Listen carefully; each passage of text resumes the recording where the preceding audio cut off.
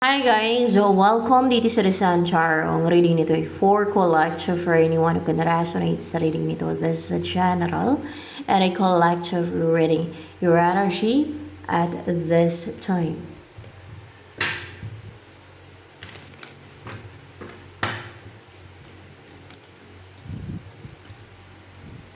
Upright ba to? In reverse. Merong mga baggage na natanggal sa'yo. Negativities or sentiment. Anong klase ng baggage yung matanggal sa'yo? Negativities ba yan? Negativities. So, na sinasaktan ka. Ang intention ba ng mga nagsend sa'yo ng negativities na yun? Para saktan ka. Para saktan ka. Para saktan ka. Bakit ka nila gustong saktan? Dahil nainggit sila? Dahil nainggit sila. Alam niyo na kung saan ang punta ng mga kaluluwa ng mga ganyang klase ng tao. Dahil lang sa inggit, manakit at mangharm at mag-send ng kanilang negativities, intentional pa lang. Alam niyo na kung saan ang papunta ang kanilang mga souls no, ng mga ganyang klase ng tao. Impyerno. So ano pa ang ako direct na ako kasi nalaman ko pati kanina, sabi ni Jesus Christ, madami daw sa viewers or may mga viewers, yun ang messages mga viewers, so marami pala sa mga nanonood dito ang gahama na gusto nilang kamkamin ang sa iba, kunin lang yung sa iba gamit yung witchcraft, salbahe, mga demonyong mga tao. Ang pupunta ng mga ganong tao, impyerno. No doubt, impyerno ang pupuntahan nila. Talagang ikakalungkot nila afterlife dahil may impyerno sila. Salbahe sila. Witchcraft pa naman yung ginagawa nila para kunin daw yung sa iba, gahaman. Ito naman, mag-send na naman ng negativity, yung nagsisend ng negativity para saktan. Yung nireadingan. Dahil sila desperado, may mga nawala doon sa kanila, gusto nilang i-harm yung nireadingan na to. Sinisindan nila ng negativity dahil nainggit sila. So, tama ba yan? Pag-impyerno ang kaluluwa ng mga taong yan. Kaya nga, madami nasa impyerno eh. 5% lang nasa langit. Yun ang totoo. Kasi madami ang gahaman, sakim, masama, ang ugali talaga. Wala sa lugar, wala sa katwiran yung mga pinagagawa ng iba. Dahil lang sa inggit unfair. So, Diyos mio. Diyos mio, yung mga taong yan. Salbahe. Yan ang mga totoong salbahe. Yung mangharm, manakit, manghalit, mang-send ng negativity nila dahil sa inggit, yan ang pang-impyerno. Yan yung isa sa pang-impyerno na kaluluwa ng mga tao na yan. Ano pa ang message ng angels for you? Autumn. In the fall season, everything comes together and you reap wonderful harvest of abundance. Sa autumn daw, o sa fall season, lahat daw ay darating, no? Nasabay-sabay at maririp mo yung wonderful harvest of abundance. Abundance yan. Yung ma-reap mo para maging abundant na yung maging harvest mo, yung kikitain mo, yung income mo sa autumn season. So, ano pa ang darating sa'yo? Soon. Ano ang darating sa'yo soon? Queen of Cups. Ay, malungkot siya, na emosyonal, na sensitive yung feelings niya towards you.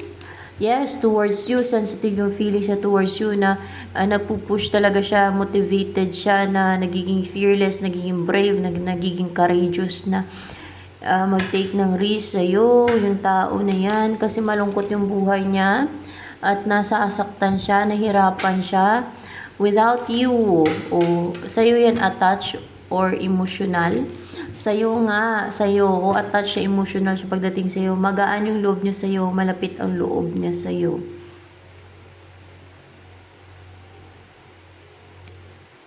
Masaktan na sila kung masaktan yung mga ganong tao, mga gahama na yun. Gumagawa sila ng witchcraft para kunin ang malamang pati sa akin. Kung ano nakita nila sa akin, kita nila na gusto nilang kamkamin, gusto na gagawa nila ng witchcraft para kunin sa akin. O sa iba din. Gagawin din nila sa iba yan, o yun ang ginagawa din nila sa iba. Yan na yung mga, yung tinatahak na ng papuntang impyerno yan, yung mga ganong tao. sakim, gahaman. Kaya pang impyerno talaga yung mga ganun. Kaya no doubt, sabi ko, nakakaunti ang napupunta sa langit, 5% lang. Doon sa impyerno marami.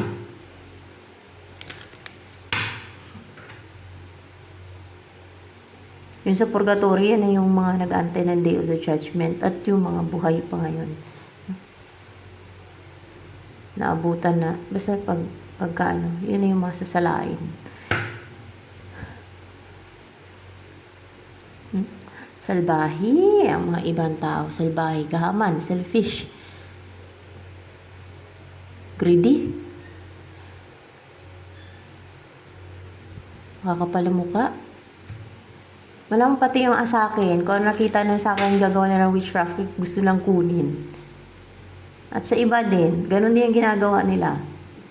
Yun ang message kanina ni Jesus Christ sa mga manunood. So, ibig sabihin madami sa nanonood dito, mga ganong ugali. O, kunti man, sa lahat daw ng manunood O, ibig sabihin marami-rami sa mga manunood. So, sa manunood dito ang mga ganon. Mga witches pala. Ay! Kakapal ang muka. Mga kakapal ang muka. Sentensya, impyerno yan. Ma-impyerno yan sila. Salbahe. Yan ang totoong salbahe. Hindi ako ang totoong salbahe kasi hindi ko naman kinamukam yung sa iba. Hindi ko naman kinuha sa iba. Kung kinuha ko man yung mga spiritual na ng iba kasi ginagamit nila mangulam ng iba. Noon. At may authority naman ako noon. Nakunin yun kasi gagamitin nila yun sa sa iba. Panghalita nila iba. Gagawa nila mga witchcraft. Pagkaroon. Kulamin nila iba. Salbahing mga tao. Ano pa? Yan, dapat na tanggalan ng mga mga spiritual na kakayanan, yung mga ganyan, mga gahaman na yan, Yung mga tao na hindi na makagawa ng mga witchcraft kasi gagamitin nila for their selfish purposes. Kami nila yun sa iba daw, at mangharm sila dahil nainggit sila. Kala nila itolerate yan ng God. Hindi. Doon sila sa impyerno lagay. Parusahan sila sa impyerno forever doon. Akala na tolerate sila ng Jesus Christ. Hindi. Doon sila ilalagay sa impyerno. Ang mabubuting tao, kaya nga, kukunti lang, di ba? 5% lang. Yun lang ang righteous Yun lang na-save doon sa langit. Sure na na-save na doon. Kasi yun lang ang righteous.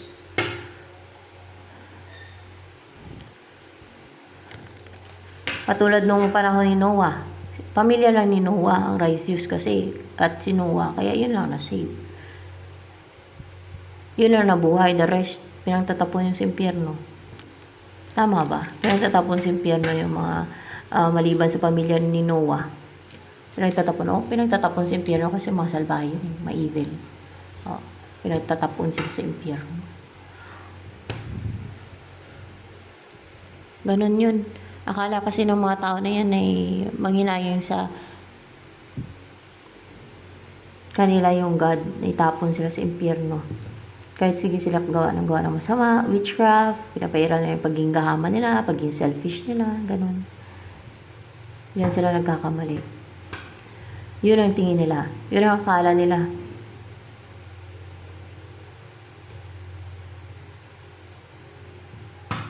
Noong unang panahon tayo nilipol na tong mga tao dito sa mundo to. Si Noah lang at pamilya niya tinira. The rest, pinagtatapon sa impyerno, si mga hangal, mga evil, sasama.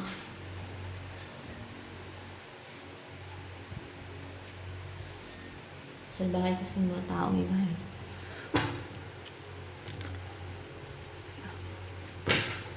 Sa bagay, hindi ko na mabago yung kanilang view, Ganyan, yung utak nilang baluktot.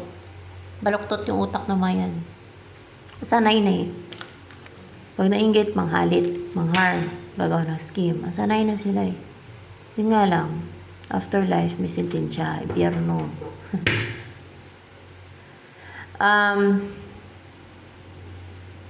ano pa, ang feelings ng person mo sa'yo na yan. Nitong person mo na to.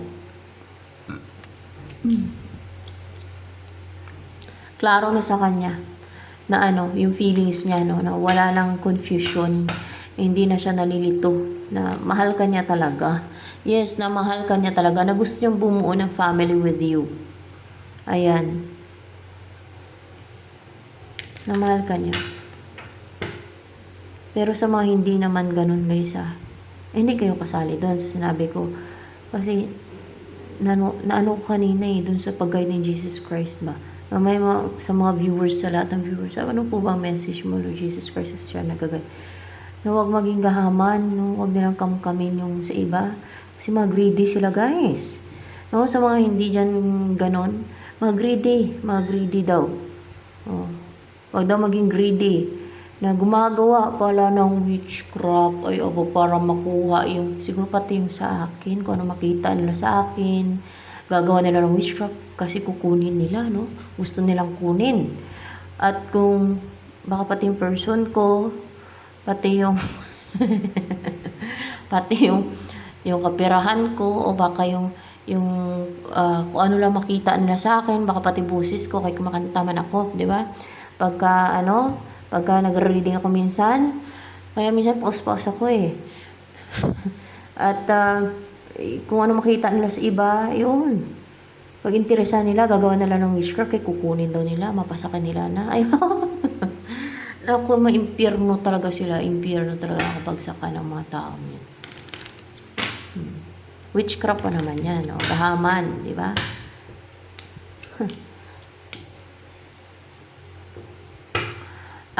What's with the 5 of Swords and reverse here?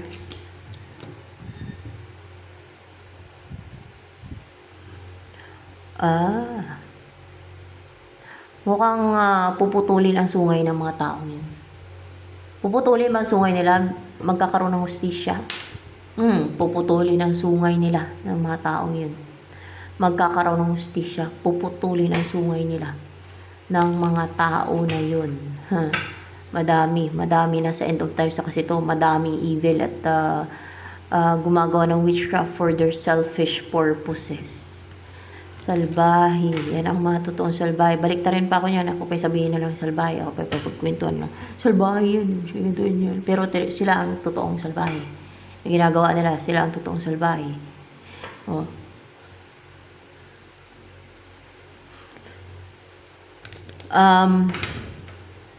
Gahaman pa sa Kim. Parang China lang ba, gahaman. Hindi mo kontento ko anong meron. Gahaman.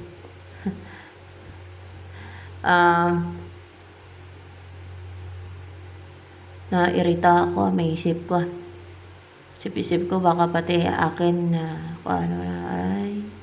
Kasi siguro nanonood yan dito yung mga yan, kaya gusto nilang angkinin kung ano yung akin.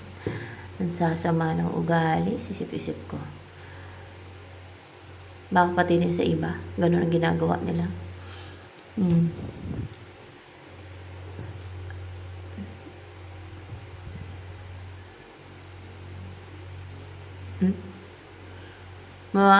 Buhusan sila ng ano ba yan, hatol na yun. Basta hatulan yan sila. Parusahan yan sila. Mukhang mag-umpisa na yung hatol sa kanila. Hindi pa naman. Malapit na silang hatulan. Malapit na yan. I-destroy sila saan? Malapit na yan sila hatulan. Ewan ko kung anong hatol Diyos kanila. Maliban pa sa impyernong hatol sa kanila. May impyerno yan sila, yung mga na yon, yung mga gustong mamkam ng kung anong akin, gusto lang kunin, at yung gusto lang kunin yung sa iba, may impyerno yun sila. May impyerno yun sila.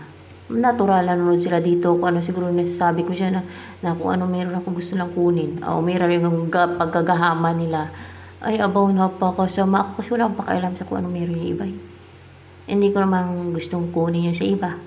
Pwede ko namang pagsikapan yun o pagtrabahoan ko ng sarili ko. Diba? Hindi na agawin mo, kunin mo yun sa iba. Gawan mo ng witchcraft para makuha. So, just me. Ka-evil ang mga tao, you know?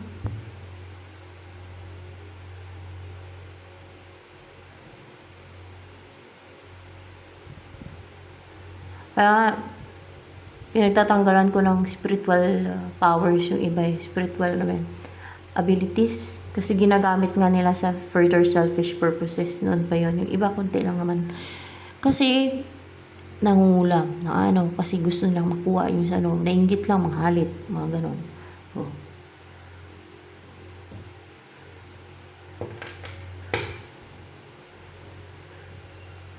Hello, sige.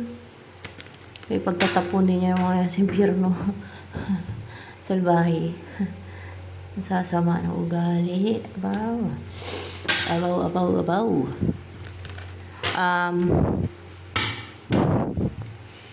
Ano ang in-embody mo energy ngayon? Ay, ano? Ano kay? May mission ka. No? Sa nerdingan. May mission ka. Spiritual mission to. Ayan. Yung paggawa ng witchcraft, hindi yan spiritual mission. Sa kadiliman yan. Yung magmagawa ng witchcraft, kahit palipad hangin, ay sa kadiliman yan. Ano ba yung palipad hangin? Galing man yan sa? Ay kay witchcraft man yan. Ang alam ko, witchcraft din yan siya. Basta witchcraft, lalo na yung gumagawa ka ng ritual, mga ano na yan. Mga witchcraft o black magic o kulang barang. Ay, naku guys. Kaliwa yan di ba? Oh. Impyerno abuti nila dyan sa pagkagahama nila. Ano pa ang energy mo ngayon? Queen of Fire. You are confident. Mataas ang self-esteem mo. You don't doubt yourself. You're courageous. Makikita yun sa mga mata mo. Colorful yung personality mo. Passionate ka. Positive. And matupok yun sila. Tupukin saan? Sa poy. Siyempre, impyerno sila eh. Salbahe. Gaman.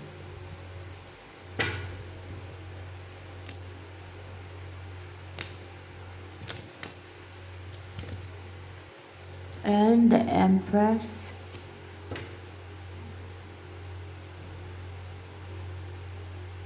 You're so attractive. Upright ba tong Five of Pentacles? In reverse tong Five of Pentacles na to. Balang kasi yan.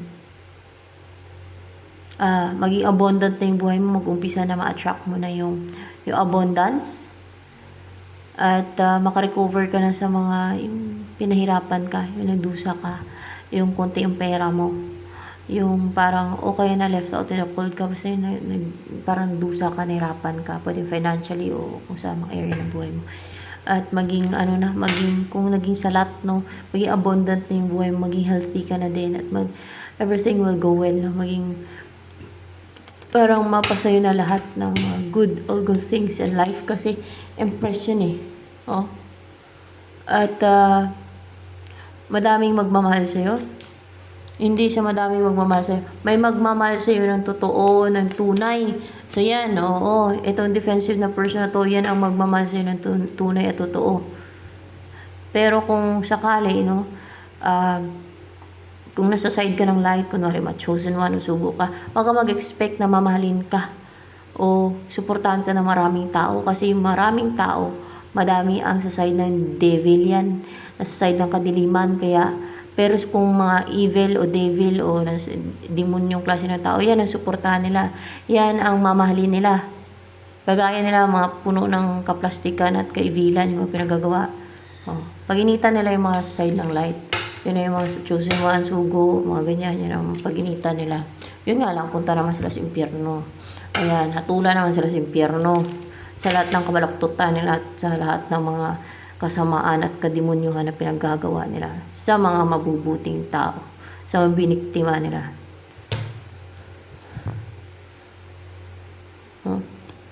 Defensive. What's with the Seven of Wands?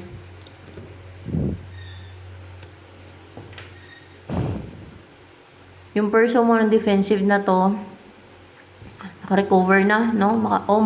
Nakarecover na ba siya? Nakarecover na from hurt? Nakarecover na siya sa hurt. O, nag-heal na nga eh. Nag-heal na. Yan. Ay, naku.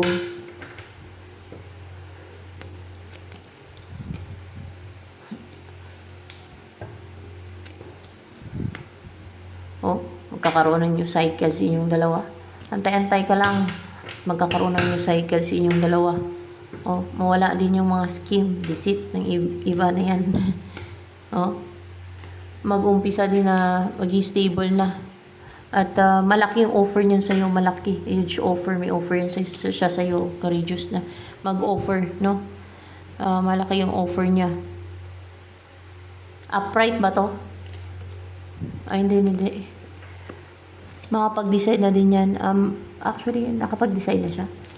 Nakapag-decide na siya na mag-offer na siya sa'yo. Oh. Ayan. So, ano pa? Sino ba nagagay dito ngayon? Si Jesus Christ pa rin ba? Si Jesus Christ pa rin.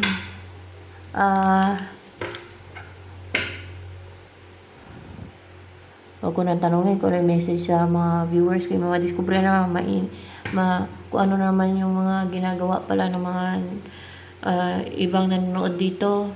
Mga witches pala. Naano ako parang kumukulo yung dugo ko sa mga ganong klaseng tao. Napakagahama na, ay naku. Ang sama ng ugali talaga. Evil. Ano ang next na mangyayari sa dalawang to, Lord Jesus Christ, sa niredingan? Karoon ng stability.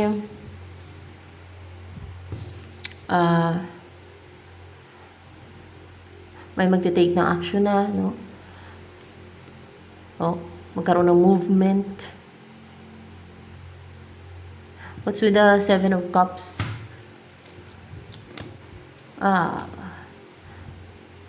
Kahit na may mga gustong